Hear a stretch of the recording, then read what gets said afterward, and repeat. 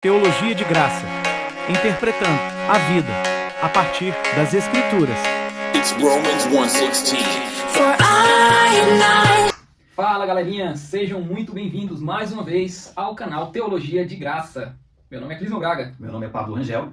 E a gente está mais uma vez gravando o Decodificando, aquele estudo, programa, podcast que procura decodificar o texto, mastigar o texto para você e edificar a sua vida dessa maneira.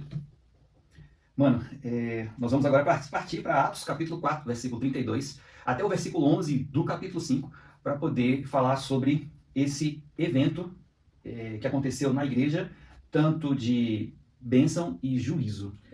Se você quer entender melhor o livro de Atos, acompanhe os nossos vídeos, vejam os outros vídeos, os vídeos do contexto de Atos, dos outros capítulos, especialmente do capítulo 4, que foi o último vídeo que nós gravamos, porque nós gravamos Atos capítulo 4 até o verso 31. E hoje nós vamos começar do verso 32 aqui no capítulo 4. Então seria importante você pegar esse contexto.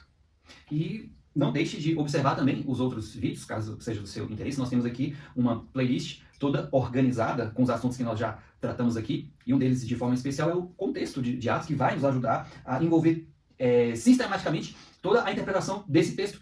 De todos os capítulos. De todos os capítulos. Então, se você gostar de todo esse tipo de trabalho que nós estamos fazendo aqui, compartilhe com seus amigos, nos siga nas redes sociais, Instagram, TikTok. Lá a gente não faz dancinha, tá? Mas a gente está mexendo com a palavra de Deus também. E o YouTube, a gente tem todos esses canais para de alguma forma poder alcançar vidas. E se você puder e achar interessante, compartilhe conosco as suas experiências, coloca aqui nos comentários. Nós temos recebido alguns feedbacks e tem nos ajudado bastante. Mano Clisman, eu quero começar com aquela pergunta. O que você encontrou aqui? O que você viu aqui que pudesse nos ajudar numa linha melódica do próprio texto? Nós temos visto nos capítulos anteriores que tudo está conectado com a missão da igreja, com a missão que Cristo deu para a igreja, daquele versículozinho chave lá, Atos capítulo 1, verso 8, que fala que eles iriam receber poder quando viesse sobre eles o Espírito e eles seriam testemunhas de Cristo. Começando em Jerusalém, que é o lugar onde nós estamos, e passando por toda a Judéia, Samaria e até os confins da terra. Então todos os textos eles estão conectados com a missão, eles estão conectados com essa fundação da igreja que nasce da missão. A missão basicamente é testemunhar de Cristo. Só que desses testemunhos, as pessoas vão se convertendo, vão se chegando, e a gente tem visto isso nos capítulos anteriores. Como essas pessoas vão chegando, na primeira pregação de Pedro, 3.000 se converteram, na segunda, 2.000, só contando homens, fora mulheres e crianças. Sim. Esse pessoal está se juntando, eles estão se congregando. Então, querendo ou não, nasce uma igreja daqui. Nasce uma igreja dessa pregação, desse testemunho, dessa missão. Né? A missão, que é fazer discípulos, testemunhar de Cristo para fazer discípulos, acaba trazendo pessoas, congregando pessoas, aglomerando pessoas. E daí nasce a igreja. E aqui no capítulo 4, a partir do verso 32, nós vamos ver que essa igreja, ela não é tudo mil maravilhas. Ela não é uma igreja perfeita. Não é uma igreja perfeita, embora ela seja bem próxima do que seria uma igreja perfeita. Com toda certeza. Nós já vimos isso no capítulo 2, do qual nós já discutimos aqui, do versículo 42 ao 47. Lá no finalzinho do capítulo 2 a gente vê que tem princípios de uma igreja perfeita. Que devem ser desejados e perseguidos por nós hoje. Mas uma igreja, ela é formada por homens. Então ela não tem imperfeitos.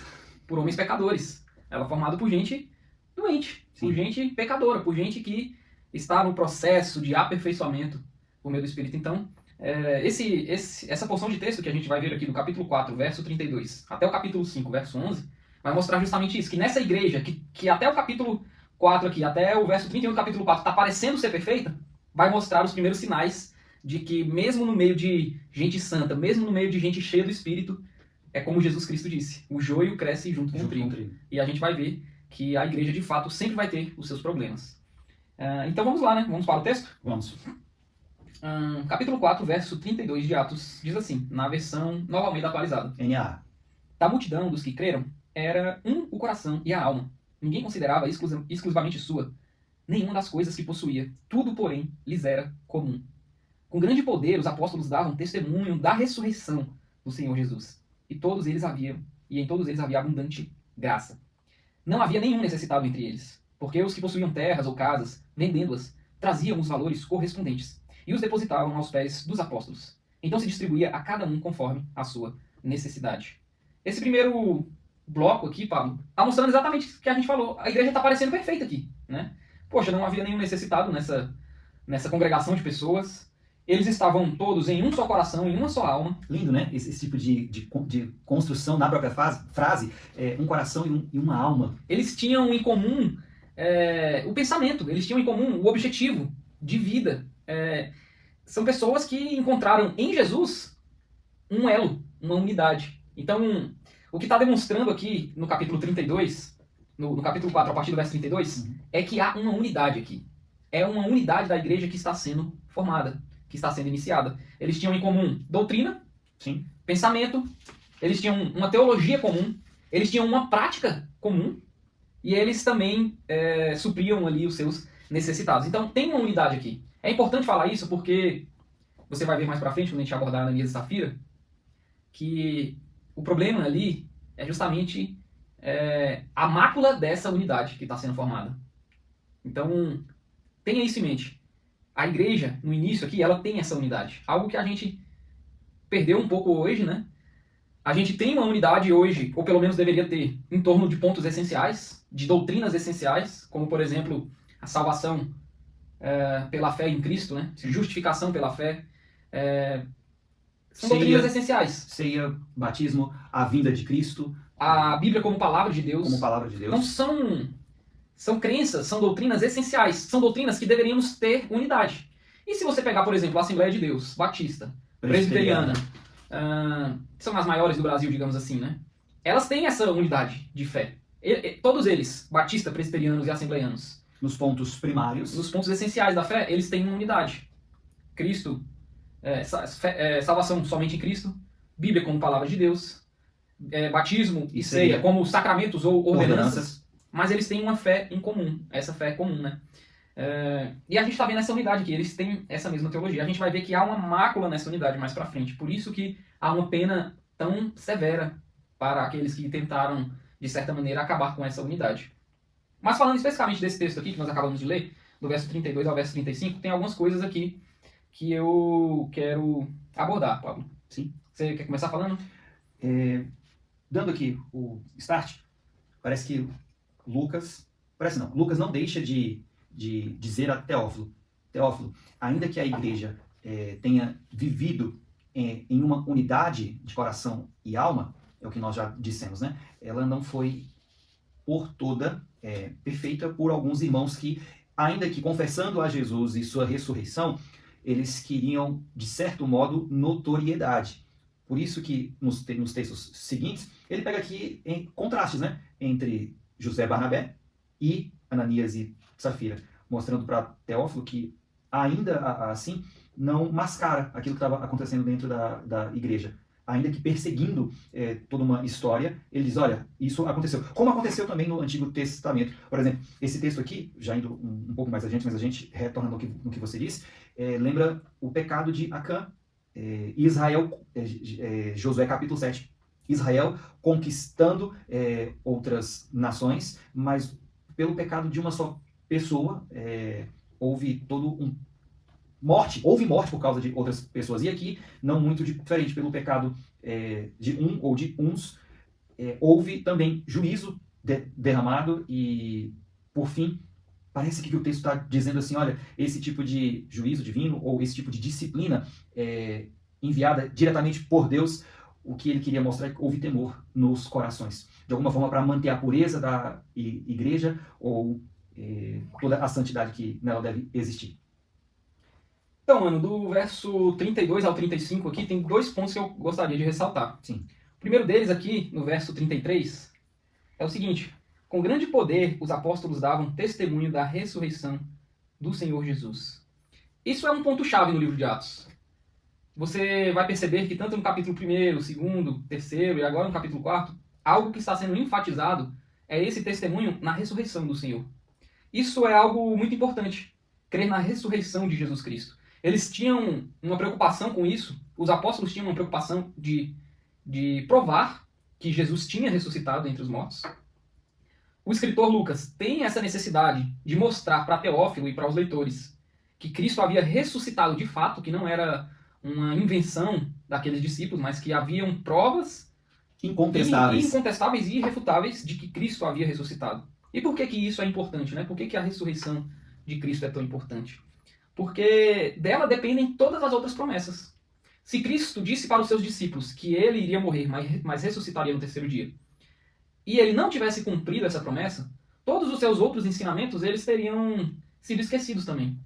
Tudo que ele ensinou para os seus discípulos, os mandamentos, todo o ministério de Cristo teria sido uma fraude também. Se Cristo mentiu em uma coisa, se uma fagulha do que Cristo disse não se cumprisse, todas as outras poderiam também deixar de se cumprir. Com toda certeza. E a gente está vendo que Atos está registrando o cumprimento das promessas de Cristo que ele fez para os seus discípulos. Tudo aquilo que ele prometeu, desde a sua ressurreição, passando pela própria promessa de Atos capítulo 1, verso 8, elas estão se cumprindo. E isso se fundamenta na ressurreição de Jesus Cristo. Então, quando você vê aí alguns pastores, que eu já vi, né, pastores atuais, dizendo assim, Cristo não importa se Cristo ressuscitou de fato, se é uma verdade a ressurreição de Cristo. O que importa é que ele ressuscitou no coração dos seus discípulos. Meus irmãos, isso é uma fraude, isso é uma fábula, porque tudo o que nós cremos, toda a nossa fé, ela depende da ressurreição de Cristo, da ressurreição corpórea de fato de Cristo. Então não é apenas o fato dele ressuscitar nos nossos corações, não é apenas o fato de eu pensar assim, não. Os ensinamentos de Jesus ressuscitaram no meu coração, independentemente se ele ressuscitou corporeamente, de forma física ou não. Não é assim que funciona. Se ele não tivesse ressuscitado de forma física, o sacrifício dele não teria sido perfeito, ele não teria vencido a morte. Nós não teríamos a garantia da nossa própria ressurreição dentre os mortos, sei lá, no juízo final, no fim dos tempos. Há diversas doutrinas, diversos pensamentos e doutrinas e que implicam na nossa forma prática, na nossa forma de se viver, na nossa forma de ver o mundo, que fluem, que vêm desse ensinamento de que Jesus Cristo ressuscitou de fato. Quer complementar? Sim, eu quero ler aqui alguns textos. Isso que você falou me fez lembrar, por exemplo, quando Pedro e João estavam diante do Sinédrio, a partir do sinal que eles fizeram, participaram junto com o coxo, né? E aí juntou aquela multidão, houve a conversão de pessoas, e enquanto eles estavam pregando para aquelas pessoas, chegaram os sacerdotes, o capitão do templo e os saduceus, questionando não só o que eles estavam ensinando ao povo, mas anunciando em Jesus a ressurreição dentre os mortos. Atos capítulo 1, versículo 1 e 2. Na conversa que eles estavam tendo com Pedro e João, eles não falam em momento algum assim, não, mas isso que vocês estão ensinando não aconteceu, Jesus não ressuscitou. Eles não questionam o fato, eles não questionam o próprio testemunho deles, porque Pedro diz, tanto à multidão quanto para as autoridades, dizendo, esse Jesus a quem pregamos, o qual vocês mataram, ressuscitou. É no nome dele que fazemos isso, ou seja, no nome dele que anunciamos e no nome dele que nós estamos anunciando a sua ressurreição. E por que é tão importante falar sobre a ressurreição de Cristo e por que isso confirma as promessas que ele fez conosco? Por exemplo, lá em 1 Coríntios capítulo 15, do versículo 12, 1 Coríntios 15, 12 até o 14, diz assim, se o que se prega é que Cristo ressuscitou dentre os mortos, como alguns de vocês afirmam que não há ressurreição dos mortos? E se não há ressurreição de mortos, então Cristo não ressuscitou. E se Cristo não ressuscitou, é vã a nossa pregação. E é vã a fé que vocês têm. Um outro texto que vai corroborar com isso daqui é dizendo que Romanos capítulo 4, do versículo 24 a 25, diz assim, mas também por nossa causa, visto que nós igualmente nos será atribuído, a saber, a nós que cremos naquele que ressuscitou dentre os mortos, a Jesus nosso Senhor, o qual foi entregue por causa das nossas transgressões e ressuscitou para a nossa justificação. Mano, se Jesus não tivesse ressuscitado, de acordo com o que o texto está dizendo, como é que nós iríamos ser justificados? Porque Deus, de alguma forma, ele não poderia deixar impune os nossos pecados para então nos dar vida eterna. Mas ele escolheu o seu filho, puniu os nossos pecados no seu filho e na justiça dele, nós então fomos perdoados e com a sua ressurreição nós fomos justificados. E aí Deus se torna justo e justificador.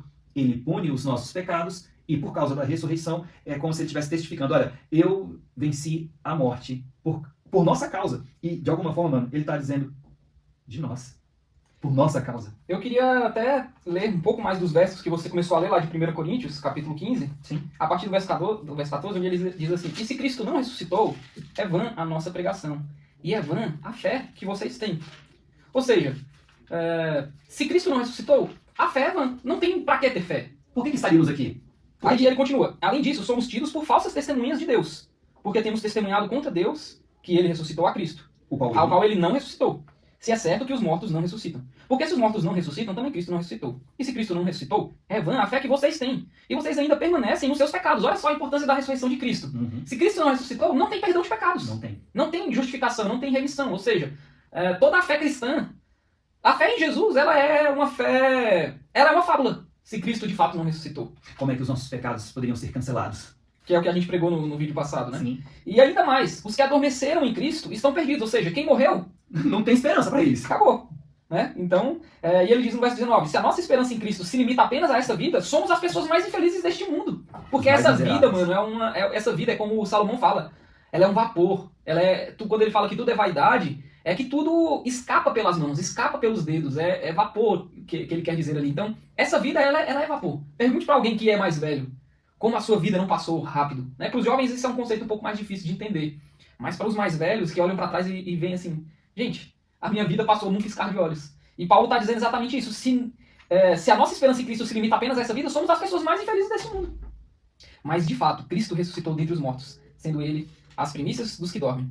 Visto que a morte veio por um homem, também por um homem veio a ressurreição dos mortos. Porque assim como em Adão todos morrem, assim também todos serão vivificados em Cristo. Então perceba que a ressurreição de Jesus, a ressurreição corpórea de Jesus, ela é fundamental para a nossa fé, ela é fundamental para a nossa vida cristã. Paulo está dizendo, se ele não ressuscitou, o nosso testemunho, ele é em vão. E o que Cristo mandou os seus discípulos fazerem é testemunhar da obra dele. Ou seja, se ele não ressuscitou, não tem para que cumprir essa ordem. Não tem para que os discípulos fazerem o que fizeram. Se ele não ressuscitou, então é mentira que Pedro curou alguém em nome dele. Então é mentira que os pecados daqueles homens judeus e de todos que creem em Cristo estão perdoados. Se ele não ressuscitou, você não pode colocar o fardo pesado do seu pecado que está sobre as suas costas e lançá-lo em Jesus se ele não ressuscitou. Tudo isso é mentira, tudo isso é falsidade, é fábula. Como é se que ele eles- não ressuscitou. Como é que eles iriam orar, né? Depois de serem ameaçados pelos próprios saduceus, pedindo a Deus ousadia para poder pregar no nome dele, né? Se ele não ressuscitou, que garantia nós temos que o Espírito Santo Habita em nós. habita em nós? Que ele é real, que o Espírito Santo é real, que o Espírito de Deus é real. Se Cristo não ressuscitou, porque Paulo diz, o mesmo Espírito que ressuscitou Jesus dentre os mortos habita em vocês. Se Jesus não ressuscitou, então quer dizer que esse Espírito nem existe. Uhum. Ou se ele existe, ele então não habita na gente. Perceba, se o Espírito não habita em você, então que criaturas miseráveis somos nós? Tudo isso, meus irmãos, é para dizer que Cristo ressuscitou corporeamente, Cristo ressuscitou fisicamente. E ele deu provas disso. E Lucas, que era um médico e também historiador, registrou as provas dessa ressurreição em um documento aqui da igreja, que é o livro de Atos dos Apóstolos, mas que é um documento que pode ser verificado, que tem a sua veracidade mais comprovada do que qualquer outro escrito que já foi feito. Uhum. Todo e qualquer escrito antigo tem, sei lá, no máximo, estourando aí 400 cópias, como eu posso dizer, documentos que os arqueólogos encontram e que podem ser comprovados de que aquele livro de fato foi escrito, ou de que aquilo de fato aconteceu. Sim. A Bíblia tem milhares, principalmente o Novo Testamento. Tem milhares. Quantas cópias de cópias que não existem? Então, para além de tudo isso, para além da fé, há uma veracidade histórica na ressurreição de Jesus Cristo. A fé já seria suficiente, mas a nossa fé ainda é amparada Pela história. pela história, pela veracidade do relato. E outra, não é apenas Lucas que está relatando e os discípulos. Até hoje nós cremos nisso, até hoje nós acreditamos nisso. Não existe na história da humanidade nenhuma fábula que foi contada por tanto tempo e que as pessoas continuam acreditando por 2000 anos. Não existe. Sim. Se de fato fosse uma fábula, isso já teria passado. Nós vamos ver nos capítulos posteriores que pessoas morreram por causa disso. E outras estão entregando a sua vida, e muitos já entregaram, muitos santos no passado já entregaram a sua vida por essa mensagem. Sim. E, por exemplo, tem um livro de, se não me engano, é da Elizabeth Elliot, que fala através dos portais eternos. Ela conta a vida de missionários que foram evangelizar os índios e a vida deles, dos missionários, foram ceifadas. Só que, posteriormente, lá, onde eles foram, pessoas foram convertidas, viraram pastores e uma igreja foi plantada lá. O sangue dos mártires é a semente da igreja. Da igreja. E por que esses homens estão morrendo se isso é uma fábula? Sim. Por que esses homens estão entregando a sua vida desde o primeiro século até os dias atuais? Tem gente morrendo por causa de Jesus, pelo nome de Jesus, pela mensagem, pelo testemunho do Evangelho. Sim. Por que tanta gente morre em 2000 anos se isso é uma história do Monteiro Lobato, por exemplo? Não estamos desconsiderando o Monteiro Lobato, mas que... Não é uma fábula. Não é uma fábula. Não é uma fábula, meus irmãos. E o segundo ponto que eu queria tratar aqui nesse bloco é da questão de que não havia nenhum necessitado entre eles, que está dizendo aqui no verso 34. Porque o verso 32 está dizendo o motivo, né, de não haver necessitado entre eles. Ninguém considerava exclusivamente sua nenhuma das coisas que possuía, tudo lhes era comum. Então, por causa disso, não havia nenhum necessitado entre eles, porque os que possuíam terras ou casas, vendendo essas coisas, traziam os valores correspondentes e os depositavam aos pés dos apóstolos. E aí se distribuía cada um conforme a sua necessidade. Queremos lembrar que esse tipo de ação aqui era voluntária. Nada era imposto pelos apóstolos. Não era todo mundo que fazia isso. Não era todo mundo que fazia. Nós vamos ver isso mais adiante, dizendo que, olha, que se as pessoas vendessem as suas propriedades, o dinheiro não poderiam ficar com elas mesmas. Então elas não tinham nenhum tipo de obrigação. Não era um mandamento. Não era um mandamento. O Estado não interferia aqui na própria organização da igreja.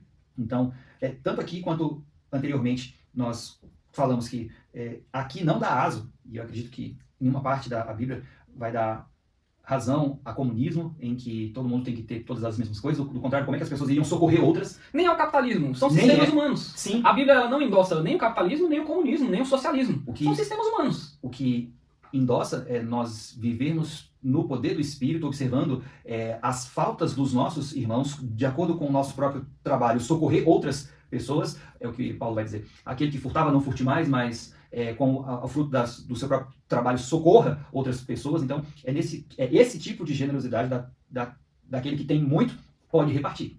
O que eu queria ressaltar aqui é o seguinte: isso não é novo. As pessoas leem esse texto e pensam, uau, isso é revolucionário.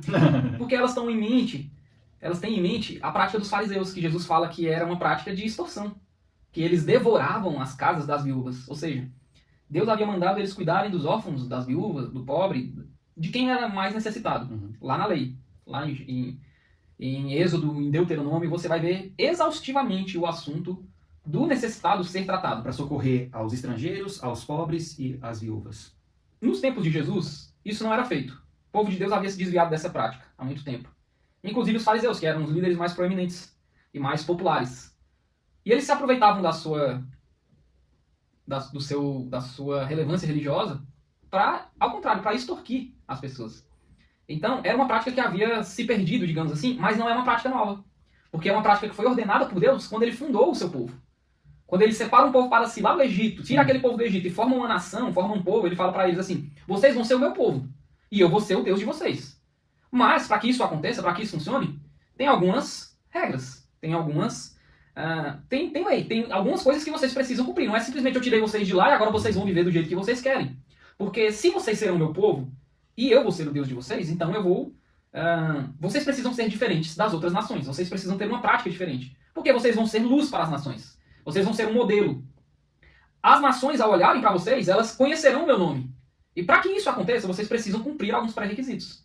E aí vem os 10 mandamentos, vem algumas leis. E uma dessas leis, que está falando exatamente disso que nós estamos tratando aqui, está lá em Deuteronômio capítulo 15.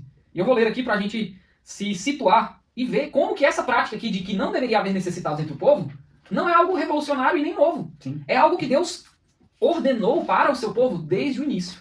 Deuteronômio capítulo 15, verso 1 diz assim: ao final de cada 7 anos, vocês devem cancelar as dívidas. Este é o modo como isso será feito. Todo credor, ou seja, quem emprestou alguma coisa ao seu próximo, dará por pago o que havia emprestado. Não exigirá pagamento do seu próximo ou do seu compatriota, porque a remissão do Senhor é proclamada. Do contrário, vocês podem exigir o pagamento da dívida. Mas o que tiverem emprestado aos seus compatriotas, vocês devem dar por quitado. Ou seja, depois de 7 anos, se alguém tivesse uma dívida com alguém, com outra pessoa, essa dívida deveria ser perdoada, porque nesses 7 anos ele não conseguiu pagar, então... Do estranho, vocês podem exigir o pagamento da dívida. Ou seja, agora, esse estranho não é o povo, não é o povo de Deus que ele está dizendo. Né? Do estranho, vocês podem exigir o pagamento da dívida. Mas o que tiverem emprestado aos seus compatriotas, ou seja, ao povo de Deus, a esses que estão dentro da aliança, vocês devem dar por quitado, para que não haja pobre no meio de vocês. Olha aí a preocupação com o necessitado, com o pobre. Sim. Olha só a ordem de Deus. Para que não haja pobre no meio de vocês. Não era para existir nenhum necessitado no meio do povo de Deus. Isso em Deuteronômio. Não é aqui em Atos não, tá? Vamos continuar. Porque o Senhor, o Deus de vocês, os abençoará ricamente na terra que lhes der por herança, para que vocês tomem posse dela. E se apenas ouvirem atentamente a voz do Senhor, seu Deus, cumprindo todos estes mandamentos que hoje lhes ordeno, pois o Senhor, seu Deus, os abençoará conforme prometeu. Assim vocês Emprestarão a muitas nações, mas não tomarão empréstimos. E dominarão muitas nações, porém elas não terão domínio sobre vocês. Aqui há algumas coisas que foram específicas para Israel, né, naquele tempo. Agora olha só no verso 7. Se houver algum pobre entre vocês, no meio dos seus irmãos, em alguma das cidades de vocês, na terra que o Senhor, seu Deus, lhes dá, não endureçam o seu coração, nem fechem as mãos ao seu compatriota pobre.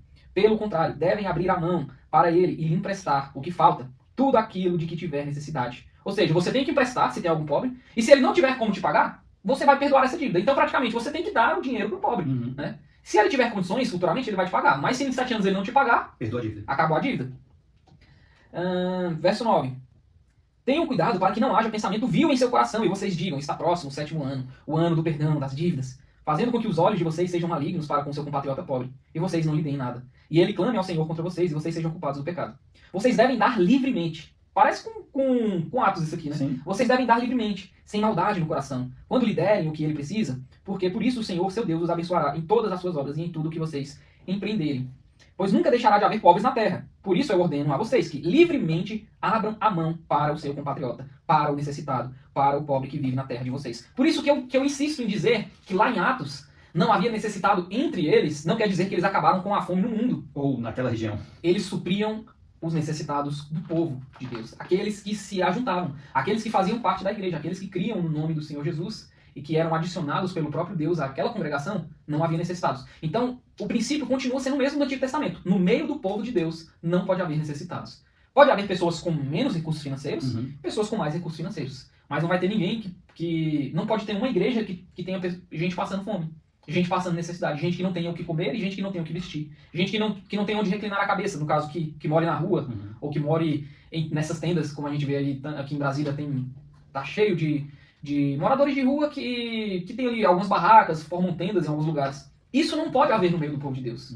Isso, Atos está dizendo, mas Deus já disse lá no passado. Deus já diz lá em Deuteronômio. Ele já estipula isso na lei. Então não é nada novo. Ou seja, entre o povo de Deus não pode haver necessitados. E aí, olhando para Deuteronômio, comparando com Atos, e aí pulando quase 2000 anos, a premissa é a mesma, né? A premissa é a mesma. Para quem emprega uma descontinuidade entre o Antigo e o Novo Testamento, aqui cai. Aqui está mostrando mais uma vez. Esse é mais um exemplo que a gente está dando, que há uma continuidade. Que embora a aliança de Cristo seja uma nova aliança, ela não exclui as alianças anteriores. Embora Cristo venha com a lei, dizendo que uma nova lei, que na verdade não é nova, é apenas um resumo dos 10 mandamentos, que ele fala, ame a Deus sobre todas as coisas e o próximo como a ti mesmo. Isso não é novo, porque lá em Levítico está escrito a mesma coisa. Cristo não está trazendo um novo mandamento. Quando ele fala um novo mandamento lhes dou, é porque isso havia sido perdido. No decorrer de 3, 4 mil anos de história dos judeus, os fariseus haviam perdido isso. Então quando Cristo fala um novo mandamento lhes dou, ele não está inventando um novo mandamento. Ele vai lá em Levítico e fala, ame a Deus sobre todas as coisas e o próximo como a ti mesmo. Levítico 18, se eu não me engano, 32. Tá lá. Então assim, há uma continuidade. O que Deus mandou no passado, como forma, como eu posso dizer, como princípios, eles continuam cumprindo. Tem que ser cumprido hoje. Não é... Claro que a parte de leis cerimoniais, aquela parte de sacrifícios, de rituais, de festas, essas coisas que apontavam que era uma sombra do que Cristo faria, de fato não precisa mais fazer. Mas os princípios de amor, de perdão, os próprios 10 mandamentos, né, que alguns chamam de lei moral, essas leis continuam. E a prova de que há uma continuidade de outras leis para além dos 10 mandamentos, como por exemplo a lei de que eles deveriam cuidar do pobre, está aí, Atos dos Apóstolos, a igreja fazendo o que Deus mandou em Deuteronômio. Perfeito. Todavia, era algo voluntário, igual você ressaltou. Se pro povo judeu era uma ordem... Não. O texto que você leu está muito claro. Livremente. É claro que Deus deu a ordem... de não haver necessitados. De não haver necessitados. Mas também no sentido de olhar para essa ordem de Deus e você, olhando para essa ordem, dizer para o seu coração, de forma livre... É isso. Eu tenho que obedecer a esse mandamento, porque eu cumprindo esse mandamento com o meu próximo, eu vou estar amando a Deus. O que acontece é o seguinte, Deus não manda individualmente cada pessoa dar as suas coisas. Mas Deus manda coletivamente que não haja necessitados dentro da igreja. Como que isso vai acontecer? Por meio da generosidade daqueles que têm condições. Ou seja, a generosidade, ela é um mandamento. Embora vender os seus bens e dar aos pobres não seja um mandamento, a generosidade, ela é para além de um princípio, ela é um mandamento. Por quê? Quando você olha para o povo de Deus e você vê algum necessitado, o que você tem que fazer? Ajudar esse necessitado. Óbvio. Qual é o erro? É falar assim, não, tem um outro irmão aqui que vai ajudar, então não preciso ajudar. não é assim que deve ser a abordagem daquele que crê em Deus. É, ao ver a necessidade do irmão e poder supri-la, ir lá e supri-la. Uhum. A gente vai ver, mas isso tem que ser algo voluntário. É o que está em Deuteronômio e é o que está em Atos. Isso precisa ser algo voluntário e a gente vai ver isso mais profundamente quando falar de Ananias e Safira. Uhum. Mas é um princípio, essa generosidade é um princípio. A gente vai esmiuçar um pouquinho mais sobre esse assunto da generosidade ainda aqui, Vamos. nesse estudo. Nós já comentamos em Atos capítulo 2 um pouco sobre isso. E aqui, de forma voluntária, Lucas escreve mais uma vez, certamente para nos lembrar que esse tema é muito importante. Então vamos para Barnabé, verso 36. E aí o texto continua, né? Lucas vai introduzir um personagem importantíssimo aqui no livro de Atos. Mano, eu fiquei encantado. Eu falei, é sério? É esse aqui? A gente vai lendo a Bíblia e falei, gente, é esse mesmo? Então, Barnabé. Na verdade, Barnabé é o apelido dele. Barnabé. Que significa filho da consolação. Eu vi alguns autores chamar a atenção, né, para filho do encorajamento. Porque tem filho da consolação, o que você disse? Filho da consolação. Filho da consolação e filho do encorajamento. E alguns diziam que, pela história dele, parece que filho do encorajamento veste melhor no próprio personagem chamado José. O nome dele era José, mas a gente conhece ele como Barnabé. Barnabé, E não é o tio Barnabé lá do sítio do Pica-Pau Amarelo, citando o Monteiro Lobato de novo. É o Barnabé de Atos dos Apóstolos, que vai ser companheiro de Paulo na sua primeira viagem. Mano, ele é citado 35 vezes em Atos. No Novo Testamento. Ele é citado 35 vezes no Novo Testamento. Ele foi o primeiro companheiro de Paulo. Foi ele quem acreditou na conversão de Paulo. Sim. Foi ele quem levou Paulo aos apóstolos. Daí o apelido dele é ser apropriado de filho da consolação ou filho do encorajamento. Ele era alguém que tinha empatia. Ele era alguém que construía essas pontes. Ele era alguém que defendia, geralmente, alguém que estava sendo injustiçado. Legal. Quando ele faz isso com Paulo, e ele vai fazer isso também com João Marcos. Sim. Lá no capítulo 15 de Atos. Ele participa com Paulo na coleta dos donativos. Ele participa com Paulo na primeira viagem missionária, mas a sua história com Paulo termina ali em Atos capítulo 15, porque ele estava brigando para que o seu primo, Marcos, fosse com eles. Aí Paulo fala assim, não vai não. E aí, Por quê? Porque Marcos tinha acompanhado eles em uma parte da viagem. Sim, e tinha abandonado. Abandonou, sim. E aí Paulo ficou ressentido com isso. Olha aí, ó, Paulo não é perfeito. Ficou ressentido, ficou assim, não, esse cara ia abandonar a gente lá na viagem. E Barnabé, o filho do encorajamento, o filho da consolação, fala, não é por aí, Paulo. Você também não teve uma segunda chance, lá no capítulo 9, quando eu te introduzi no contexto dos apóstolos? Eles tinham medo de você tinha matado cristãos. Mas eu fui lá e falei, não, Paulo é um novo homem. Eu sou testemunha da conversão dele. Ele, de fato, é um homem convertido, é uma nova criatura. E foi ele que acompanhou desde o seu novo nascimento na fé até o seu amadurecimento. Levou ele para Antioquia. Até então, sim. Até então. Então, mano, quando a gente vai lendo assim, gente, mas Barnabé é tu então? Ou seja, não é à toa que Lucas cita esse nome e vai desenvolver toda a história dele com Paulo, né? E aí, seguindo depois do capítulo 8, capítulo 8 vai citar Saulo para Paulo, capítulo 9 entra a figura do apóstolo Paulo. E então a gente vê, gente, como é importante ter esse alguém chamado José aqui na própria história como introdução, né?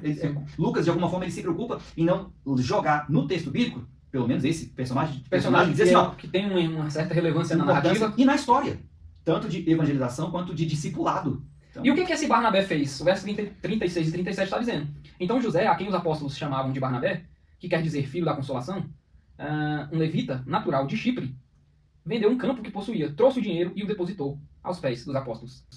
Tem algumas informações aqui que são meio estranhas, né? Uhum. Primeiro, ele é um levita. A gente aprendeu no Antigo Testamento que levita não tem propriedade. Levita tem terra? Bom, ao que tudo indica é que o levita que não nascia no território de Israel, como é o caso de Barnabé, que era de Chipre, uma ilha, que existe até os dias de hoje. Tem mais ou menos 1.200.000 habitantes.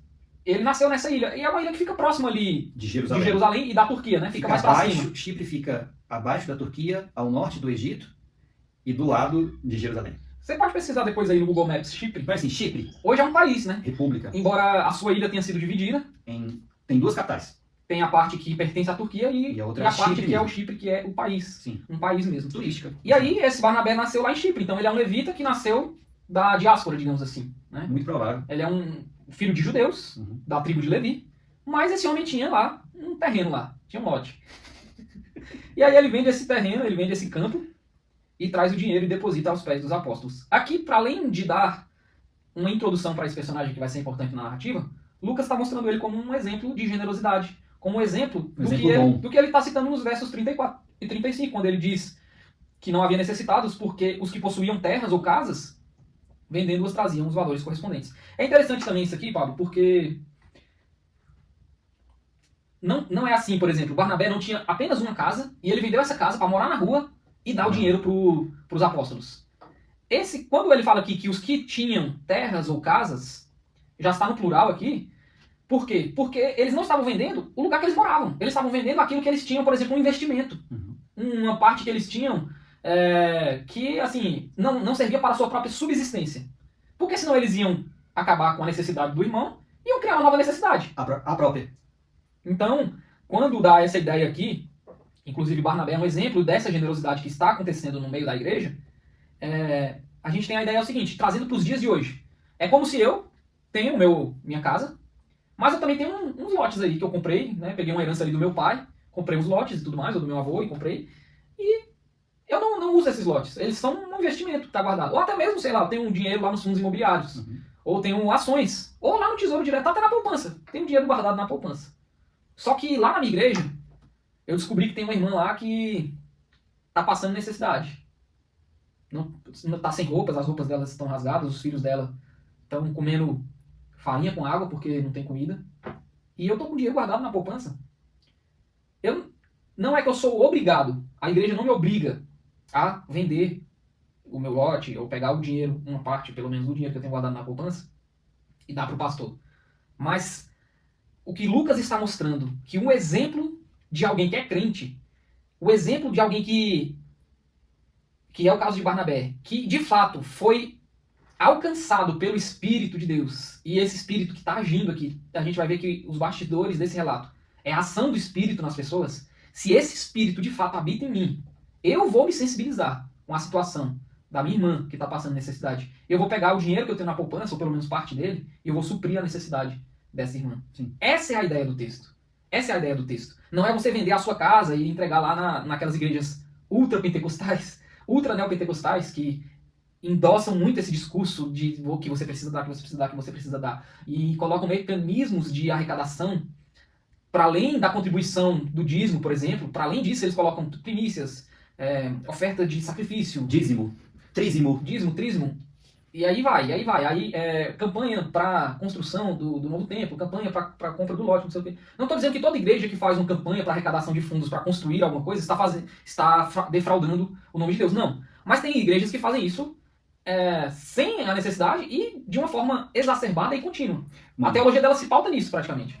A experiência que eu tive num dado ano é que, participando de uma pesquisa de campo, nós fomos em uma igreja. Na verdade, eu não quero nem usar o nome igreja, mas nós fomos em um local de reunião, onde ali havia pessoas e que essas pessoas estavam sendo extorquidas.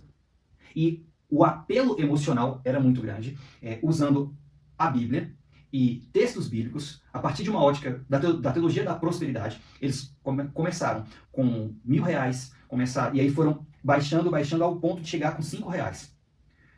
Mano, em questão de 30 minutos, eu tenho certeza que dali dava pra contar as pessoas.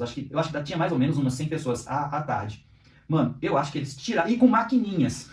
Quando começaram com maquininhas. Mano, tenho certeza que dali saiu pelo menos uns R$3.000. Pelo menos, mano. E aí, contrastando com esse texto e com aquilo que estava sendo praticado ali, mano, aquilo ali nunca foi igreja. Não era sabe? para suprir a necessidade de alguém da igreja. Não era para suprir a necessidade. Era para suprir, qual a gente vê hoje, a própria necessidade das pessoas, ou da própria vantagem que elas podem ter sobre essas pessoas, ou para manutenção da sua própria riqueza à custa. Manter um programa de TV. Mano, de alguma forma. Construir um templo de Salomão. Mano, a gente saiu de lá irado, mano, com o coração irado. E o discurso que eles utilizam para endossar esse tipo de extorsão não é o de suprir a necessidade dos irmãos, que é o que está aqui em Atos. É o discurso de que se você fizer isso, você vai receber mais. Uhum. Então Barnabé está sendo mostrado aqui por Lucas como um exemplo de generosidade daquilo que ele relatou aqui nos versos anteriores, né? Uhum. Mas o bom exemplo de Barnabé, na questão da generosidade, que é provavelmente a ideia central dessa porção, ele vai ser contrastado com uma falsa generosidade, que é demonstrada aqui a partir do capítulo 5, um relato de Ananias e Safira, um relato muito conhecido das Escrituras. Então vamos E ler. eu já percebi que, normalmente, quando é lido o texto, começa no versículo 1 do capítulo 5. Mas, para aqueles que lidam com o texto, e essa é a dica, tá? Leia todo o texto para você encontrar as divisões que o texto está trazendo, para você fazer uma boa exposição do próprio texto em si. Por exemplo, por isso que nós estamos aqui, de alguma forma, lidando com do 32 até o versículo 11 do capítulo 5, porque o 32 ao 35 é o tipo de introdução contextual que está dizendo, olha, nós vamos falar aqui sobre dois assuntos, mas antes, sobre dois cenários em que habita 3 personagens, de um exemplo bom e de um exemplo ruim, mas antes de poder falar sobre isso, deixa eu falar para vocês o contexto sobre o que estava acontecendo. E aí seria, então, esse tipo de movimento que o próprio texto está fazendo, do qual você, pregador, tem de ter consciência quando for falar sobre isso. Mesmo que ele leia do 1 ao 11, o mínimo que ele precisa fazer é citar voltar. esse contexto, né, porque está nesse mesmo bloco o assunto da generosidade. O assunto-chave desse texto, desse bloco, é a generosidade. Uhum. Né? E para tratar da generosidade, ele vai trazer bons exemplos, o bom exemplo de Barnabé e o mau exemplo de Ananias e Safira. Né? E já vou fazer, né? É uma generosidade santificada, porque uma generosidade pecaminosa tem suas consequências. Sim, exatamente. Então diz assim, capítulo 5, verso 1. Entretanto, certo homem chamado Ananias, com sua mulher Safira, vendeu uma propriedade, mas reteve uma parte do dinheiro, e Safira estava ciente disso. Levando o restante, depositou-o aos pés dos apóstolos. Então Pedro disse, Ananias, por que você permitiu que Satanás enchesse o seu coração, para que você mentisse ao Espírito Santo, retendo parte do valor do campo? Não é verdade que, conservando a propriedade, seria sua? E depois de vendida, o dinheiro não estaria em seu poder? Por que você decidiu fazer uma coisa dessas? Você não mentiu para os homens, mas para Deus. Ouvindo essas palavras, Ananias caiu morto, e sobreveio grande temor a todos os que souberam do que tinha acontecido. Levantando-se, os moços cobriram o corpo de Ananias e levando-o para fora o sepultaram. Quase 3 horas depois, entrou a mulher de Ananias, sem saber o que tinha acontecido. Então Pedro, dirigindo-se a ela, perguntou, diga-me, foi por este valor que vocês venderam aquela terra? E ela respondeu, sim, foi por esse valor. Então Pedro disse, por que vocês entraram em acordo para tentar o Espírito do Senhor? Eis aí à porta os pés dos que sepultaram seu marido, e eles levarão você também. No mesmo instante, ela caiu aos pés de Pedro e morreu. Entrando os moços, viram que ela estava morta, e levando-a, sepultaram-na ao lado de seu marido. E sobreveio grande temor a toda a igreja e todos aqueles que ouviram falar desses acontecimentos. Imagina a cena. Esse relato causa temor até hoje em mim. Pensar assim, caramba, eles morreram. Sim. Eles morreram. Pedro não apenas os expulsou do convívio da igreja, mas eles morreram. E por quê, né? Por que eles morreram? Por que eles tinham que morrer? Qual que era a ideia aqui? Por que essa pena tão pesada, né? Para esse tipo de pecado? Para entender melhor, eu queria primeiro tratar do verso 1 e 2, que tem algo aqui que eu gostaria de ressaltar. Uhum. Vamos lá. Quando fala aqui que Ananias vendeu uma propriedade, mas reteve uma parte do dinheiro, essa palavra reteve não é simplesmente que ele vendeu e aí falou, não, eu vendi aqui, eu vou pegar metade para mim e a outra metade eu vou dar para a igreja, para suprir a necessidade dos meus irmãos. Não é isso que aconteceu. E Pedro até fala que não é isso, porque a ideia aqui é o seguinte, reteve aqui significa algo desonesto. Significa uma espécie de fraude, de fraudar. E quando você lê aqui, você percebe, também no discurso de Safira, que eles mentiram, né? Ou seja, eles falaram assim, não, eu vendi um negócio aqui por tanto, por 100 mil, e eu estou dando os 100 mil para a igreja. Né? Uma espécie de querer também trazer para si um bom exemplo, né? Uma coisa é você ser generoso espontaneamente, o seu coração despertar essa generosidade, você suprir as necessidades do irmão espontaneamente, e outra coisa é você, por ter uma condição melhor, talvez, do que outras pessoas da igreja, pegar e falar assim, tá aqui, ó, eu dei o dízimo, eu dei uma contribuição de tanto, a maior da igreja. Aparentemente era isso que Ananias e Safira estavam fazendo. Quando fala que ele reteve uma parte do dinheiro, quer dizer que ele foi desonesto. Quer dizer que ele mentiu para Pedro, ele mentiu para os irmãos. Ele mentiu para a igreja. E por que que a pena capital precisou ser aplicada, né? Qual que era a ideia aqui? Você quer falar alguma coisa antes de eu entrar nesse assunto? Não, eu quero que você termine essa linha de raciocínio, que eu tô gostando dela. Bom, a questão aqui, mano Pablo, a gente está vendo nos capítulos anteriores a comunhão que está sendo gerada pelo Espírito. Lucas começou o relato desse bloco falando dessa comunhão, né? Eles eram um só, a teologia deles era uma, né? A doutrina deles era uma, a prática deles era uma. Estava sendo gerada pelo Espírito uma comunhão. E é interessante porque esse relato aqui, ele está entre dois relatos de perseguição. Um relato que a gente já viu no vídeo passado e um relato que a gente vai ver no próximo vídeo. Uhum. A perseguição que Pedro e João foram presos e a outra perseguição que vai ser relatada aqui no capítulo 5. Pelo fato de estar mostrando aqui essas duas perseguições, a gente percebe algo. Olha, tem uma oposição aqui ao que está sendo realizado. Tem uma oposição ao que está sendo feito. E essa oposição é Satanás. Satanás, ele está se opondo à igreja. E ele se opõe de maneira física, como essa perseguição aqui a Pedro e João, ou seja, ele ataca a igreja por fora, com prisão, com perseguição física mesmo. A gente vai ver Paulo matando cristãos. Então há uma perseguição física operada por Satanás em Atos dos Apóstolos, mas também há uma perseguição teológica, uma perseguição interna, uma perseguição que ela é gerada dentro da igreja para trazer falsos ensinos, falsas práticas, para atacar a teologia, para atacar a comunhão, para atacar o que Cristo ensinou.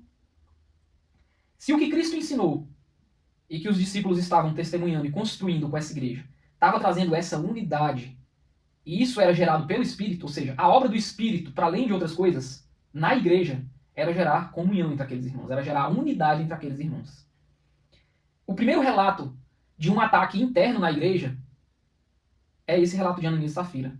Eles estão querendo, talvez eles não eles próprios estavam querendo, mas Satanás por meio deles, porque Pedro vai dizer, Satanás encheu seu coração. Satanás, por meio dessa desonestidade de Ananias, estava tentando ferir essa comunhão dos irmãos. Essa comunhão, essa unidade, ela girava em torno, dentre outras coisas, da generosidade. A generosidade é o assunto central aqui do texto. E essa generosidade, ela é fruto do Espírito e da comunhão. Se eu começo a estragar essa generosidade, eu estrago a comunhão, eu estrago a unidade. E é uma forma de tentar implodir a igreja, de tentar implodir a missão. Ou seja, o que Ananias e Safira estão fazendo aqui, usados por Satanás, parece, ao primeiro olhar, parece ser algo bobo. Mas quando você investiga um pouco mais, você percebe que Satanás estava tentando destruir a igreja. E ele começa dessa maneira. Ele começa infiltrando ali o joio para trazer falsos ensinamentos, falsas práticas, para afetar a comunhão. Se daqui a pouco os irmãos descobrem que Ananias e Safira tinham sido desonestos, que a generosidade poderia ser fingida, por que eu não posso fingir também a minha fé? Por que eu não posso fingir também a minha crença em Jesus? Por que eu não posso também fingir que eu sou santo? Por que eu não posso bater na minha esposa em casa e fingir que sou santo na igreja? Por que eu não posso ter uma fé hipócrita? Uma fé, como Jesus tinha dito da fé dos fariseus, que eles eram sepulcros caiados, belos por fora e podres por dentro. Essa igreja que está nascendo, o Espírito ele tem um cuidado especial de que essa igreja prospere, de que essa missão cresça, de que esse trabalho prospere. Por quê? Porque foi uma promessa de Jesus. E essa promessa precisava acontecer. Se Satanás consegue implodir esse trabalho aqui em Jerusalém, no início, como é que iria alcançar as outras etapas? Não iria para Samaria, não iria para a Judéia, não chegaria até os confins da terra. Então Satanás tenta, ele persegue, como tem esse texto está no meio de duas perseguições. E, querendo ou não, é também uma terceira perseguição de Satanás, porque ela acontece dentro. A gente vai ver o combate a esse tipo de coisa, a essa perseguição interna, essa tentativa de implodir a fé da igreja, muito nas cartas de Paulo.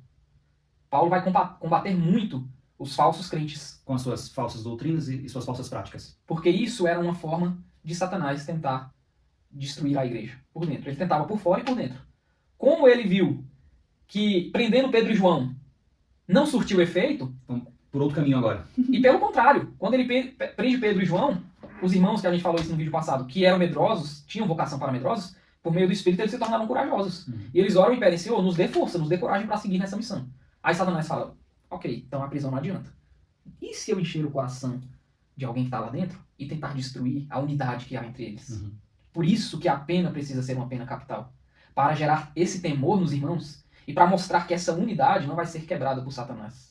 É interessante, quando eu falei, falei aqui algumas vezes, que Pedro diz assim, no verso 3, né? Ananias, por que você permitiu que Satanás enchesse o seu coração? Do capítulo 1 até o capítulo 4, a gente está vendo o Espírito enchendo os homens. Do povo de Deus. Enchendo o coração do povo de Deus. Com generosidade, com fé, com alegria. Essa comunhão, tudo, ela é gerada pelo encher do Espírito. E o que está acontecendo com a Ananias e Safira aqui é o resultado do encher-se por Satanás. É uma oposição direta à obra do Espírito de Deus. Tanto é que Pedro vai dizer assim, no verso 9, então Pedro disse, por que vocês entraram em acordo para tentar o Espírito do Senhor?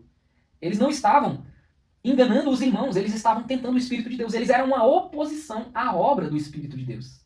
O que o Espírito estava fazendo na igreja, Ananias e Safira, por meio de Satanás, estavam fazendo o contrário.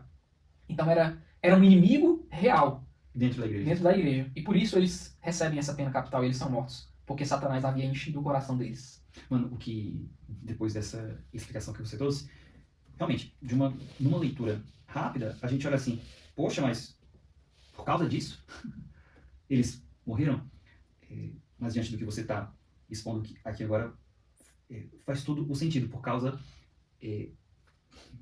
da própria beleza do Espírito Santo em formando a sua igreja de modo inicial, e realmente Deus fazendo uma intervenção direta. Porque aqui, a princípio, quando eu li o texto, me veio à mente uma das marcas saudáveis da igreja, né, que é o exercício da disciplina. Mas aqui a gente não vê os irmãos se ajuntando, como lá em Mateus capítulo 16, se juntando para poder julgar o pecado do irmão e assim aplicar sobre eles algum tipo de disciplina. A gente não vê também, lá como acontece em Coríntios, Paulo dizendo à igreja, olha, vocês precisam julgar esse irmão. A gente não vê a igreja, mas a gente vê o próprio Deus intervindo nessa ação, porque a própria Ananias e Safira mentiram contra o próprio Deus.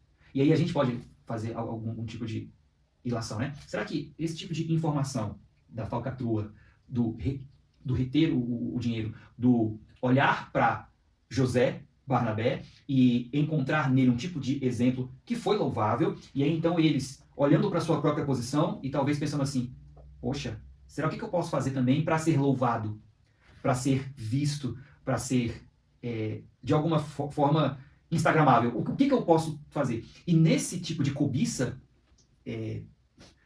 eles olhando, Satanás encontra lugar no coração deles, e Ananias e Safira voluntária, diante da pergunta, né? Por que você permitiu que Satanás enchesse o teu coração? Ou seja, seja Paulo sabendo pelo Espírito de Deus, ou seja Pedro sabendo pelo Espírito de Deus, ou seja, sendo informado dessa ação, tanto uma quanto outra, eles estão pecando contra o próprio Deus. E esse texto aqui me fez lembrar de Gênesis capítulo 4, quando Deus chega para Caim e fala assim, por que você não domina o pecado do teu coração?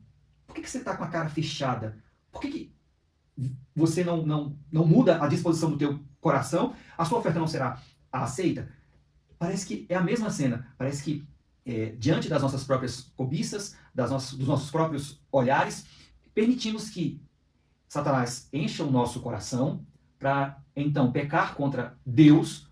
E aí a gente percebe mais uma vez que não só o salmista Davi vai dizer, quando eu pequei contra ti, quando José no Egito, quando a mulher de Potifar chega para ele, seduzindo ele, fala assim, eu vou pecar contra Deus?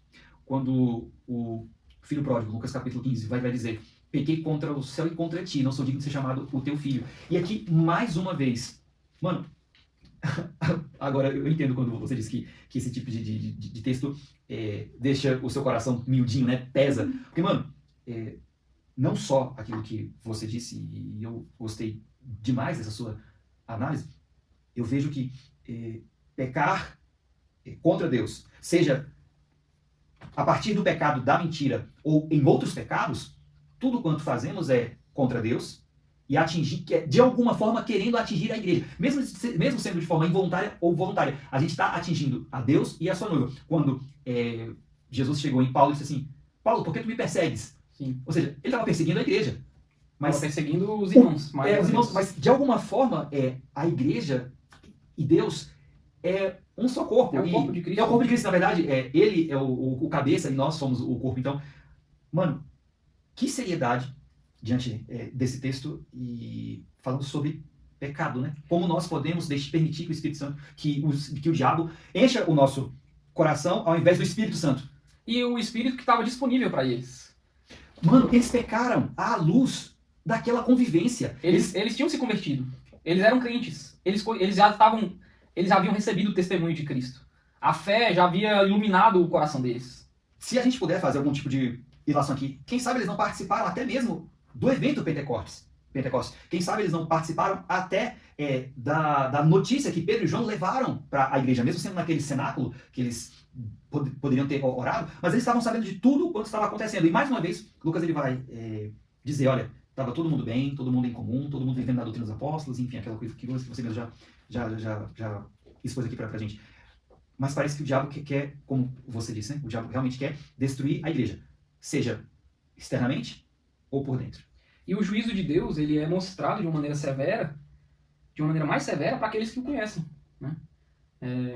Isso a gente vai ver em toda a Escritura. Eu estou pregando Amós, sim. Eu estou mostrando que o juízo de Deus para o povo dele, que é tratado em Amós lá, é um juízo muito severo. Porque tem a questão da revelação especial, né? Poxa, vocês conhecem. O Espírito está disponível. Não é que... A gente sempre fala, nós somos escravos do pecado e tudo mais. Mas uma vez que Cristo nos libertou, nós temos condição, como você disse, para negar o pecado. Nós temos condição para dizer não para essas práticas. Porque nós deixamos de ser escravos. Cristo nos libertou. Quando fala assim, Jesus me libertou. Libertou de quê? Dessa escravidão que a gente tinha. Que a gente, por exemplo, quando Ananias e Safira não conheciam a Cristo, eles não conseguiam dizer não para essa cobiça que existia no coração deles, para essa fraude, para essa hipocrisia que existia no coração deles. Mas uma vez conhecendo Cristo, eles têm a opção de falar assim, calma aí, eu não preciso ser hipócrita, eu não preciso ser desonesto. E Pedro vai deixar isso bem claro. Ele fala, olha, você poderia ter ficado com dinheiro para você. Sim. Você permitiu que Satanás entrasse no seu coração. Sim. Ou seja, não é um pecado cometido por um ímpio que ainda é escravo do pecado. É um pecado cometido por alguém que conhecia, por alguém que estava participando daquela generosidade. À luz daqueles eventos. Estava participando daquela comunhão. E, mesmo diante de tudo isso, eles deixaram Satanás encher o coração deles e sofreram um juízo muito severo. Isso traz um alerta pra gente, que tem pessoas hoje na igreja assim, o joio está crescendo no meio do trigo, e o juízo de Deus sobre essas pessoas, sobre as pessoas que exercem uma fé hipócrita, que tentam de alguma maneira macular a noiva do Senhor por dentro, que trazem falsos ensinos ou falsas práticas conscientemente, sabendo que estão fazendo aquilo. Acordando isso. Essas pessoas, elas receberão um juízo severo do Senhor. Não sei em qual momento. Ao Senhor pertence essa justiça, essa vingança, esse juízo. Uhum. Mas um fato é, pastores, líderes religiosos ou crentes que têm consistentemente lutado contra o Espírito de Deus dentro da igreja, eles receberão o juízo do Senhor em algum momento. E é um juízo severo, como foi para Ananias e Safira. Mano, eu cheguei a pensar, né, que Ananias e Safira poderiam até ser crentes verdadeiros. Eu não estou aqui querendo defender se eles foram salvos ou não, tá? Mas porque a salvação pertence ao Senhor. Mas o crente, o salvo, o eleito, o verdadeiro crente, ele vai produzir obras de justiça. Mas ao mesmo tempo, não é o seu último ato que vai definir se ele vai ser salvo ou não. Se fôssemos alargar, só para de alguma forma estender um pouquinho esse assunto, é dizendo que, ainda que crentes permitam que Satanás encha o seu coração, o imperativo bíblico é enchei-vos do Espírito.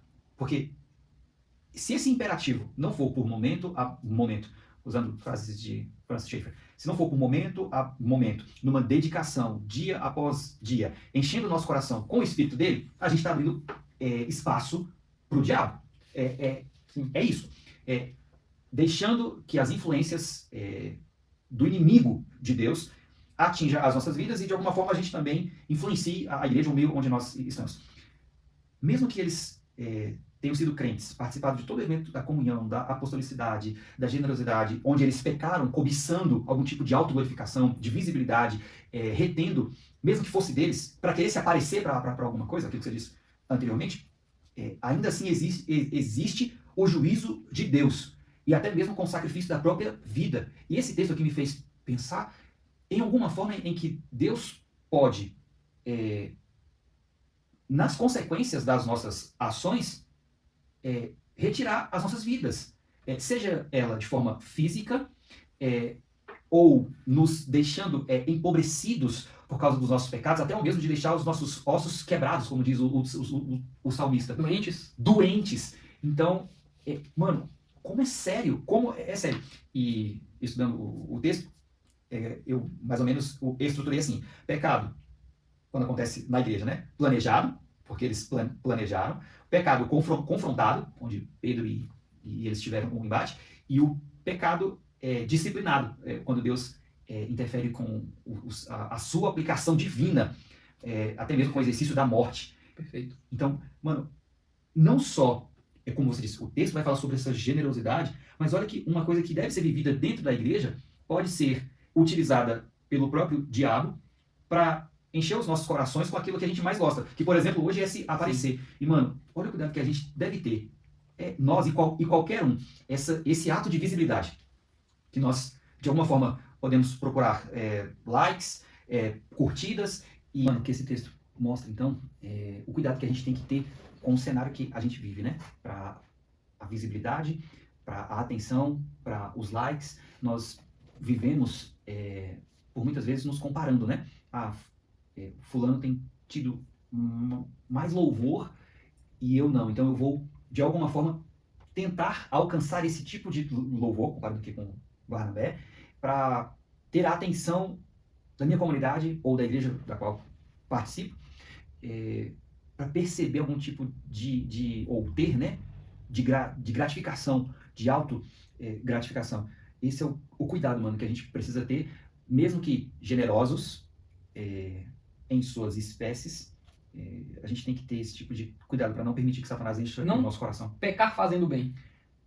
Bom. A gente pode pecar fazendo bem. É isso mesmo. Que Deus, quando a motivação do nosso coração é errada. Que Deus nos livre e livre a todas as pessoas que estão dentro da igreja para não lutarem contra o próprio Deus. Isso. Mano, eu vejo esse texto e lembro de Jesus, quando ele fala que é impossível servir a dois senhores. E ele está falando justamente do dinheiro. Uhum. A gente traz para esse texto aqui e vê esse ensinamento de Jesus na prática. Lá em Mateus 6:24 e Lucas 16:13. Uhum. Né? Ele vai dar esse ensinamento. E realmente a gente vê a impossibilidade de servir a dois senhores aqui. Porque é o que Jesus disse. Ou você vai amar a Deus, ou você vai amar as riquezas. Onde é que está o nosso coração, né? Aonde está o nosso coração, né? Para servir o Senhor, esse texto está deixando claro que para servir o Senhor, nós precisamos ter um coração desprendido do dinheiro e dos bens materiais, mano.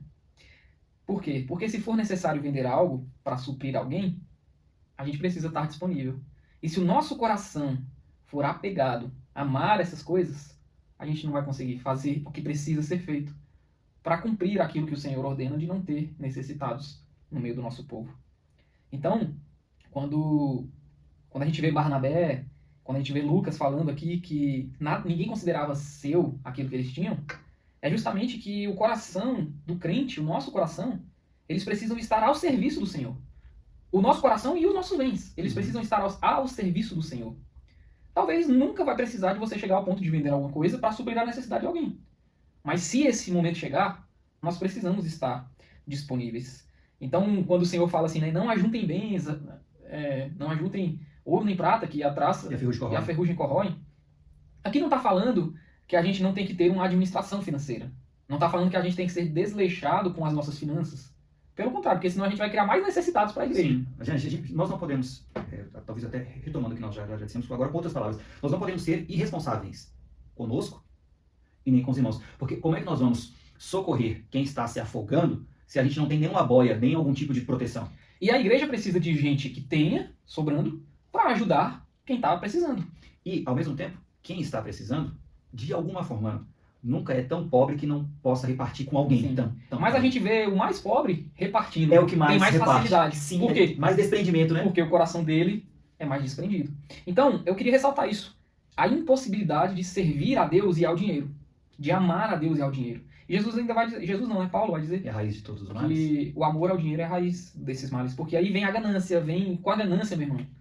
Você vai fazer qualquer coisa para ter mais, para ganhar mais. Esse contexto todo aqui me lembrou dos mandamentos do Senhor, da lei do Senhor. Sim. Êxodo capítulo 19 e 20, né? Êxodo 20, né? Mais precisamente falando. E quem me fez lembrar disso foi Francis Schaeffer. O livro é A Verdadeira Espiritualidade. Ele monta um tipo de raciocínio que ele percebe que Paulo faz e mostra hoje pra gente. Ele olha assim para os 10 mandamentos e o último é não cobiçarás. E quando Paulo, lá em Romanos 7, 7 e 8, ele diz assim, olha, quando deixa eu ler para vocês. Romanos 7, 7 e 8 diz assim, que diremos então, que a lei é pecado? De modo nenhum, mas eu não teria conhecimento do pecado a não ser por meio da lei, porque eu não teria conhecido a cobiça se a lei não tivesse dito, não cobice. Mas o pecado, aproveitando a ocasião dada pelo mandamento, despertou em mim todo tipo de cobiça, porque sem lei o pecado está morto. O que Francis Schaeffer mostra é o seguinte, você pode passar pelos 9, mas no 10º você cai. Porque os 9... Mas você não passa pelos 9 de qualquer Sim, forma. sim, isso. Assim, mesmo que você lute para passar pelos 9, No 10º. no 10º você cai. E aí, Paulo, de alguma forma, quer nos dizer também assim, olha, você pode passar por todos. Mas se você for sincero, de verdade, com você, a cobiça, ou seja, o desejo de ter aquilo que não é seu, e é o que está acontecendo aqui, ele queria, de algum modo, um certo tipo de louvor que não era o motivo sincero do coração dele. Ele estava procurando um certo tipo de cobiça, que aí, o que aconteceu? Juízo. Sim. Então, de alguma forma, nós nos encontramos também nesses 10 mandamentos. E no último, a gente, se não Sim. passar pelos 9, se não cair nos 9, no último cai. É isso mesmo, mano. É isso mesmo. E aí o texto vai finalizar com o verso 11, né? Dizendo que sobreveio grande temor a toda a igreja e todos aqueles que ouviram falar destes acontecimentos. O mesmo sentimento, né, que aconteceu no versículo 5, ou seja, Ananias deve ter tido algum tipo de arritmia e papum! E eu fico imaginando aqui, Ananias chegando na igreja, Pedro o chama a atenção e fez aí 3 perguntas. De alguma forma, Ananias é pego de surpresa, entra em algum tipo de perplexidade, ouve aquelas 3 perguntas, em algum momento ele raciocina sobre elas, porque é muito rápido, a gente pode fazer esse tipo de exercício, raciocina sobre elas, não tem como dizer para Deus e dizer assim, não era isso não. E imediatamente, ouvindo essas palavras, Ananias caiu morto. E toda a audiência que está ali presente, caiu sobre eles um temor. E me fez lembrar aquilo que você explicou no vídeo passado, o tipo de temor reverente que a gente precisa ter. E no versículo 11, o mesmo acontece, né? No versículo 10, ela cai aos pés de Pedro, ele faz uma pergunta, né, a ela, no versículo 8, ela cai também aos pés de Pedro e sobreveio grande temor sobre toda a igreja. Então, o juízo de Deus causa temor, e tem de nos trazer advertência, tem de nos trazer um certo tipo de eita, para quem está olhando, né? Se eu fizer o mesmo, eu posso incorrer na mesma situação. É como se lêssemos aquele tipo de provérbio, né? Se a barba do vizinho está queimando, deixa eu colocar a minha de molho, né? Então, Deus tem os seus meios de nos chamar a atenção também por meio das ações pecaminosas de outras pessoas. Mano, olhando para esse alerta esse alerta não, esse relato que fala que veio grande temor para todos aqueles que ouviram falar desses acontecimentos, eu não posso deixar de pensar o seguinte: a queda de gente crente tem que nos trazer temor. Como a gente falou no início, Ananias e Safira estavam no meio da comunhão. Eles tinham crido no Senhor. Sim. Eles estavam na igreja, eles estavam no meio do povo de Deus. E quando eles caem, isso serve de temor para a igreja. E quando a gente vê crente caindo hoje na nossa igreja ou no nosso meio, ou escândalos que saem todos os dias na rede social agora, aí ficou mais acessível ainda acompanhar o escândalo, né? O fuxico gospel. Essa queda, esse pecado que a gente olha e fala assim, olha, tá vendo? Falei que era safado. Eu sabia. Isso, na verdade, tem que gerar temor no nosso coração. Sim, sim. Pra gente pensar, cara, poderia ter sido eu. Poderia ter sido eu. E gerar em nós, esse temor, deve gerar em nós mais exercício das nossas disciplinas espirituais, como oração, como leitura, como o encher-se do Espírito que você mencionou. Ao olhar para a queda de gente crente, não é pra gente olhar e falar assim, ó, tá vendo? Não era tudo isso aí que apresentava, não? Pelo contrário, deve trazer pra gente duas coisas. Para além do temor, tristeza, mano. Sim. Como que a gente pode se alegrar com... A queda dos outros. E a mácula que fica para o nome do Evangelho, para o nome de Deus. Então, olhar para esse temor e aplicar pra gente é pensar no seguinte: Senhor, tem misericórdia de mim, porque eu sou tão mal, ou até pior do que esse homem que caiu. Mano, havia um pregador que sempre... me lembro dessa história de você falando isso, me veio à mente. Havia um pregador que sempre pregava na rua, séculos passados. E as pessoas questionavam ele, dizendo, poxa, mas por que você está pregando? Ainda mais para um mendigo. Por que você está pregando? E ele respondia, estou pregando para ele porque se não fosse a graça de Deus na minha vida, seria eu no lugar dele. Mano, se a graça de Deus, e a gente entra numa doutrina muito cara a todos nós, se a graça de Deus não nos fizesse perseverar e nos preservando no temor dele, nós passaríamos por vergonhas, por escândalos, ainda que... Nós sofreríamos o juízo. Muito mais. E entendemos que crentes podem cair, crentes podem tropeçar, mas isso não deve ser costumeiro, isso não deve ser a atividade da própria rotina da vida dela. Ela não pode, entre aspas, tá? Ela não pode ter uma vida tão flutuante como uma tempestade e vivendo dezenas de anos assim. Mais baixos do que altos. Mais baixos do que altos. O crente que foi alcançado pelo Senhor, que tem o seu coração cheio do Espírito Santo, ele pode ainda apagar o Espírito do Senhor com seus próprios pecados, pode entristecer o Espírito do Senhor, mas essa pessoa que foi alcançada por Deus com o Evangelho, Deus vai, de alguma forma, mostrar para ela, pô, mano, tu ainda continua assim? Será que você não entendeu o que eu fiz por você? E aí, com as insistências do Senhor, com o seu Espírito, vai mostrar para essa pessoa de que ela realmente, ela vai ficar assim, não, Deus, eu entendi, ajuda na minha fé, mesmo que seja fraquinha. Deus não quer homens com fé fortes, mas Deus quer uma fé que, ainda que sendo fraca, e ele não esmaga a cana quebrada, ainda que sendo fraca, depositada em confiança no Senhor. Então, isso sim, que é o que você disse, tem de nos causar temor e orar não só por pessoas que podem cair em juízo da parte de Deus, mas como também orar para que essas pessoas sejam restauradas, que se pertencerem ao Senhor, vai voltar para o Senhor. Se não pertencerem ao Senhor, se não voltarem ao mesmo caminho, porque não eram deles. De rendição ao Senhor, dele. como testemunho ao Senhor, porque não eram dele. Mas isso precisa, mano, precisa sim nos destacar nesses dois sentidos que você disse. Algumas aplicações que a gente poderia dizer para finalizar esse vídeo para os nossos irmãos de forma prática. Vamos. Você pode observar que nós já fizemos algumas ao longo do vídeo, são coerentes e estão coisas ao próprio assunto, mas algumas aqui que eu queria elencar, talvez até refrisando, né, o que nós já dissemos, é que não podemos permitir que Satanás encha o nosso coração. A gente precisa ser cheios do Espírito. E com aquilo que o Clisman disse, né? E existem atividades, exercícios, os quais Deus nos entregou, que seria a própria leitura bíblica, a oração, jejuns, a própria comunhão com os irmãos, o próprio conselho uns com os irmãos. Se você perceber que Satanás está enchendo o teu coração, que se você perceber que o passarinho está voando sobre a sua cabeça, não permita que ele pouse. Não permita que ele pouse. Um segundo momento que nós estamos diante de Deus em tudo. Não há nada encoberto diante dele, nada. Nós vivemos corandel.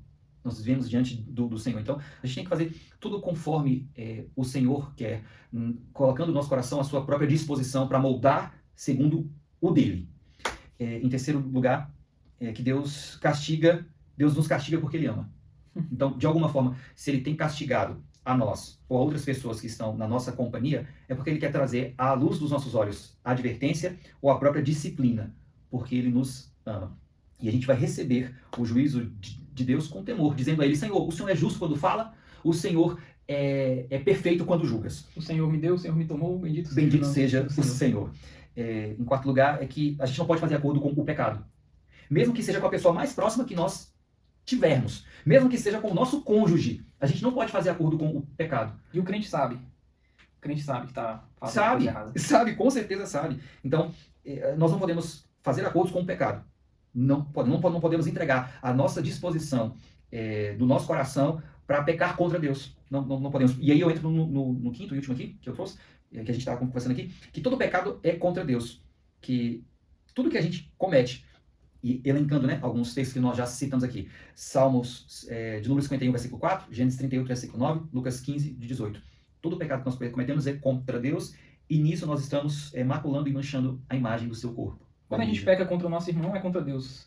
Até porque ele é a imagem de Deus. Tudo que a gente faz contra qualquer um que seja. E a imagem de Deus não é apenas o crente. Tudo que a gente faz Sim. contra qualquer um, contra o ímpio, Sim, é a contra imagem qualquer dele. pessoa. É a imagem Eles dele. são a imagem dele. Então, quando você peca contra a imagem dele, você peca contra ele. Uhum. Eu trouxe 3 aplicações que estão elencadas no assunto geral do texto, que é a questão da generosidade, né? Então, é impossível servir a Deus sem generosidade e sem esse desapego aos bens materiais. É impossível. Jesus falou que é impossível servir a 2 senhores. Então, uma característica que tem que haver na vida do crente, que é algo fundamental. Porque Jesus falou da impossibilidade de servi-lo se não formos desapegados do dinheiro, desapegados dos bens materiais, desapegados das coisas desse mundo, né? Então, a generosidade, ela é uma marca fundamental do crente. Ela é uma marca fundamental da igreja. É isso que Lucas está mostrando. Um segundo ponto é que o juízo do Senhor virá sobre as pessoas que exercem uma fé hipócrita, uma fé que macula a igreja, que desvia as pessoas, que vai de encontro à obra do Espírito, que foi o que aconteceu no texto. E muitas pessoas fazem isso conscientemente. O juízo do Senhor virá de alguma maneira sobre essas pessoas. Ele acontecerá. E a terceira é que eu falei por último, a queda de gente crente deve nos fazer tremer diante de Deus e pensar: Senhor, tende misericórdia de nós, tende misericórdia de mim. Não me deixa imitar o meu irmão no pecado que ele comete. Porque nós a todo momento queremos, é como Lutero fala. Eu pensei que o velho homem tinha morrido, Mas o batismo, danado sabia nadar. mas o danado sabia nadar. Então, o tempo inteiro nós estamos nessa luta contra nós mesmos. E ver os outros caindo deve gerar o alerta no nosso coração e nos prostrarmos diante de Deus pedindo misericórdia por nós, para que não soframos a mesma vergonha e nem o juízo. É isso. Diante de tudo que foi exposto aqui, nós gostaríamos que você contasse para nós o que você aprendeu, quais foram as lições que você retirou desse texto e como que você pode aplicá-las no seu dia a dia. Comenta aqui embaixo, coloca aqui pra gente. Que Deus em Cristo Jesus abençoe você e toda a sua casa. É isso. Fiquem com Deus e assistam os nossos próximos vídeos.